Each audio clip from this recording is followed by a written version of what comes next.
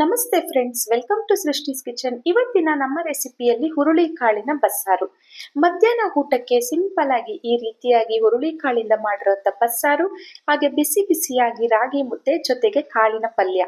ಆಹಾ, ಎಷ್ಟು ಚೆನ್ನಾಗಿರುತ್ತೆ ಅಲ್ವಾ, ಬಾಯಲ್ಲೇ ನೀರ್ ಬರುತ್ತೆ ಹೇಳ್ತಿದ್ರೆ. ಸಖತ್ ಟೇಸ್ಟಿ ಆಗಿರುತ್ತೆ. ಹುರುಳಿಕಾಳು ನಮ್ಮ ಆರೋಗ್ಯಕ್ಕೂ ಸಹ ತುಂಬಾ ಒಳ್ಳೆಯದು. ಅಜ್ಜಿ ಹೇಳ್ಕೊಟ್ಟ ಸ್ಟೈಲಲ್ಲಿ ನಾನು ಇವತ್ತು ಈ ರೆಸಿಪಿನ ಮಾಡ್ತಿದ್ದೀನಿ, ನಿಮ್ ಒಟ್ಟಿಗೆ ಶೇರ್ ಮಾಡ್ಕೊಳ್ತಾ ಇದ್ದೀನಿ. ಫ್ರೆಂಡ್ಸ್, ಇಲ್ಲಿ 1 ಕಪ್ ಅಷ್ಟು ಹುರುಳಿಕಾಳು ತಗೊಂಡಿದ್ದೀನಿ. ಇದನ್ನ ಕ್ಲೀನ್ ಮಾಡಿ ಇಟ್ಟಿದ್ದೀನಿ. ಈಗ ಇದನ್ನ ಕುಕ್ಕರ್ಗೆ ಸೇರಿಸ್ಕೊಂಡು ಇದನ್ನ 2 ಸರಿ ಚೆನ್ನಾಗಿ ವಾಶ್ ಮಾಡ್ಕೊಳ್ಳೋಣ. ಹುರುಳಿಕಾಳಲ್ಲಿ ಸಣ್ಣ ಸಣ್ಣ ಕಲ್ಲೆಲ್ಲ ಇರುತ್ತೆ, ಸ್ವಲ್ಪ ನೋಡ್ಕೊಂಡು ಮೊದಲಿಗೆ ಚೆನ್ನಾಗಿ ಕ್ಲೀನ್ ಮಾಡಿಟ್ಕೋಬೇಕು. ಈಗ ವಾಶ್ ಮಾಡ್ಕೊಂಡಿದ ನಂತರ ಇದಕ್ಕೆ ಸ್ವಲ್ಪ ನೀರನ್ನ ಸೇರಿಸ್ಕೊಂಡು ಸ್ವಲ್ಪ ರುಚಿಗೆ ತಕ್ಕಷ್ಟು ಕಲ್ಲುಪ್ಪನ್ನ ಹಾಕೊಂಡು ಕುಕ್ಕರ್ ಮುಚ್ಚಳನ ಮುಚ್ಚಿ 4 ವಿಶಿಲ್ ಇದನ್ನ ಕೂಗಿಸ್ಕೊಳ್ಳಿ. ಈಗ ಇದು ವಿಶಿಲ್ ಬರೋಷ್ಟರಲ್ಲಿ ಇಲ್ಲಿ ಬಸ್ಸಾರ್ಗೆ ಬೇಕಾಗಿರುವಂತ ಮಸಾಲಾ ಪೇಸ್ಟ್ ರೆಡಿ ಮಾಡ್ಕೊಳ್ಳಿಕ್ಕೆ ನಾನಿಲ್ಲಿ 2 ಈರುಳ್ಳಿ, ಚಿಕ್ಕದೊಂದು ಬೆಳ್ಳುಳ್ಳಿ ಗಡ್ಡೆ, ಹಾಗೇನೆ 1 ಟೊಮ್ಯಾಟೊ, 4 ಒಣಮೆಣಸಿನ್ಕಾಯಿ ತಗೊಂಡಿದ್ದೀನಿ. ಈಗ ಸ್ಟವ್ ಮೇಲೆ ಒಂದು ಬಾಣಲಿ ಇಟ್ಟು ಸ್ವಲ್ಪ ಎಣ್ಣೆ ಸೇರಿಸ್ಕೊಂಡು ಎಣ್ಣೆ ಬಿಸಿ ಆದ್ಮೇಲೆ ಈರುಳ್ಳಿ, ಬೆಳ್ಳುಳ್ಳಿ ಹಾಗೂ ಒಣಮೆಣಸಿನ್ಕಾಯಿನ ಹಾಕೊಂಡು ಸ್ವಲ್ಪ ಚೆನ್ನಾಗಿ ಇದನ್ನ ಫ್ರೈ ಮಾಡ್ಕೊಳ್ತಾ ಇದ್ದೀನಿ. ಇದೆಲ್ಲ ಸ್ವಲ್ಪ ಚೆನ್ನಾಗಿ ಫ್ರೈ ಆಗಿದೆ ಅಂತ ಅನ್ನಿಸ್ದಾಗ ಈಗ ಇದಕ್ಕೆ ನಾವು ಅರ್ಧ ಟೀ ಸ್ಪೂನ್ ಅಷ್ಟು ಜೀರಿಗೆನ ಹಾಕೊಳ್ಳೋಣ. ಹೆಚ್ಚಿಗೆ ಏನು ಇಡ್ಸೋದಿಲ್ಲ, ಇದಕ್ಕೆ ಜಸ್ಟ್ ಅರ್ಧ ಟೀ ಸ್ಪೂನ್ ಅಷ್ಟು ಜೀರಿಗೆಗಿಂತ ಕಡಿಮೆ ಆಗಿ ಕಾಳುಮೆಣಸು ಇದಕ್ಕೆ ಸೇರಿಸ್ಕೊಂಡು ನಾವು ಕಟ್ ಮಾಡಿ ಇಟ್ಕೊಂಡಿರುವಂತ ಟೊಮೆಟೊನ ಇದಕ್ಕೆ ಸೇರಿಸ್ಕೊಂಡು ಇದೆಲ್ಲ ಸ್ವಲ್ಪ ಸಾಫ್ಟ್ ಆಗೋವರೆಗೂ ಇದನ್ನ ಚೆನ್ನಾಗಿ ಫ್ರೈ ಮಾಡ್ಕೊಳ್ಳೋಣ.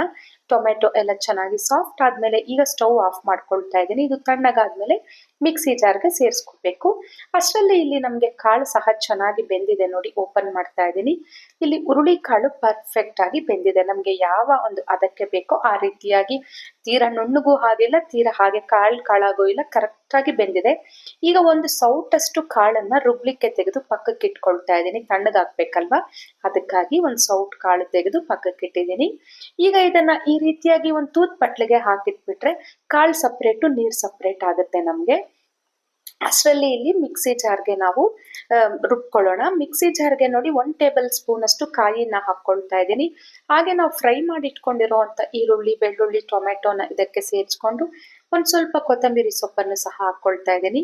ಈಗ ನಾವು ಪಕ್ಕಕ್ಕೆ ತೆಗೆದಿಟ್ಟಿದ್ವಲ್ಲ ಕಾಳು, ಆ ಕಾಳನ್ನ ಸಹ ಈ ಮಿಕ್ಸಿ ಜಾರ್ಗೆ ಸೇರಿಸ್ಕೊಳ್ಳೋಣ. ಈಗ ಸಣ್ಣ ನಿಂಬೆ ಹಣ್ಣಿನ ಗಾತ್ರದಷ್ಟು ಹುಣಸೆ ಹಣ್ಣನ್ನ ಸಹ ನಾನು ನೀರಲ್ಲಿ ನೆನೆಸಿಟ್ಟಿದ್ದೆ, ಅದನ್ನು ಸಹ ಹಾಕೊಳ್ತಾ ಇದ್ದೀನಿ. 1 ಟೇಬಲ್ ಸ್ಪೂನ್ ಅಷ್ಟು ಸಾಂಬಾರ್ ಪುಡಿಯನ್ನು ಸಹ ಇದಕ್ಕೆ ಸೇರಿಸ್ಕೊಂಡು ಇದನ್ನ ಗ್ರೈಂಡ್ ಮಾಡಿ ಪಕ್ಕಕ್ಕೆ ಇಡೋಣ. ಈಗ ಕಾಳಿಗೆ ಒಗ್ಗರಣೆಗೆ ಇಲ್ಲಿ ಸ್ಟವ್ ಮೇಲೆ ಒಂದು ಬಾಣಲಿ ಇಟ್ಟು ಸ್ವಲ್ಪ ಎಣ್ಣೆ ಸೇರಿಸ್ಕೊಂಡು ಸ್ವಲ್ಪ ಸಾಸಿವೆಯನ್ನ ಹಾಕೊಳ್ತಾ ಇದ್ದೀನಿ. ಸಾಸಿವೆ ಚಿಟಪಟ ಅಂದ್ಮೇಲೆ ಸಣ್ಣದಾಗಿ ಹಚ್ಚಿಟ್ಕೊಂಡಿರುವಂತ ಈರುಳ್ಳಿನ ಇದಕ್ಕೆ ಸೇರಿಸ್ಕೊಳ್ತಾ ಇದ್ದೀನಿ. 2 ಈರುಳ್ಳಿನ ತಗೊಂಡಿದ್ದೆ. ಹಾಗೇನೆ ಸ್ವಲ್ಪ ಕರಿಬೇವು ಸೊಪ್ಪನ್ನು ಸಹ ಇದಕ್ಕೆ ಹಾಕೊಂಡು ಈರುಳ್ಳಿನ ಸ್ವಲ್ಪ ಚೆನ್ನಾಗಿ ಫ್ರೈ ಮಾಡ್ಕೊಳ್ಳೋಣ. ಇದೆಲ್ಲ ಫ್ರೈ ಆದ್ಮೇಲೆ ಈಗ ಇದಕ್ಕೆ 3 ಒಣಮೆಣಸಿನ್ಕಾಯಿನ ಈ ರೀತಿಯಾಗಿ ತುಂಡು ಮಾಡಿ ಹಾಕೊಳ್ತಾ ಇದ್ದೀನಿ. ಈಗ ಇದೆಲ್ಲ ಸ್ವಲ್ಪ ಒಗ್ಗರಣೆಯಲ್ಲಿ ಚೆನ್ನಾಗಿ ಫ್ರೈ ಮಾಡ್ಕೊಂಡಿದ ನಂತರ ನಾವು ಬೇಯಿಸಿ ರೆಡಿ ಮಾಡಿಟ್ಕೊಂಡಿರುವಂತ ಹುರುಳಿ ಕಾಳನ್ನ ಇದಕ್ಕೆ ಈ ಒಗ್ಗರಣೆಗೆ ಸೇರಿಸ್ಕೊಳ್ತಾ ಇದ್ದೀನಿ. ಹುರುಳಿ ಕಾಳು ಹಾಕಿದ ನಂತರ ಎಲ್ಲ ಚೆನ್ನಾಗಿ ಒಮ್ಮೆ ಮಿಕ್ಸ್ ಮಾಡ್ಕೊಳ್ಳಿ. ಈರುಳ್ಳಿ ಎಲ್ಲ ಒಗ್ಗರಣೆಯಲ್ಲಿ ಚೆನ್ನಾಗಿ ಮಿಕ್ಸ್ ಆಗ್ಬೇಕಲ್ವಾ ಕಾಳು ಹೊಟ್ಟಿಗೆ. ಈ ರೀತಿಯಾಗಿ ಚೆನ್ನಾಗಿ ಮಿಕ್ಸ್ ಮಾಡ್ಕೊಂಡಿದ ನಂತರ ಮೊದಲಿಗೆ ಸ್ಟವ್ ಆಫ್ ಮಾಡ್ಕೊಳ್ಳಿ. ಸ್ಟವ್ ಆಫ್ ಮಾಡಿದ ನಂತರ ಇದಕ್ಕೆ ಸ್ವಲ್ಪ ತುರಿದಿಟ್ಕೊಂಡಿರುವಂತ ಹಸಿಕಾಯಿ ತುರಿನ ಅಂದ್ರೆ ತೆಂಗಿನಕಾಯಿ ತುರಿನ ಸ್ವಲ್ಪ ಸೇರಿಸ್ಕೊಂಡು ಒಮ್ಮೆ ಮಿಕ್ಸ್ ಮಾಡಿ ಪಕ್ಕಕ್ಕೆ ಇಟ್ಬಿಟ್ರೆ ಇಲ್ಲಿ ನಮ್ಗೆ ಕಾಳಿನ ಪಲ್ಯ ರೆಡಿ ಆಯ್ತು. ಈಗ ಬಸ್ಸಾರ್ಗೆ ಇಲ್ಲಿ ಒಗ್ಗರಣೆ ಹಾಕ್ಬೇಕಲ್ವಾ, ಬಸ್ಸಾರ್ಗೆ ಗ್ರೈಂಡ್ ಮಾಡಿಕೊಂಡಿರೋದು ಆಗಿದೆ.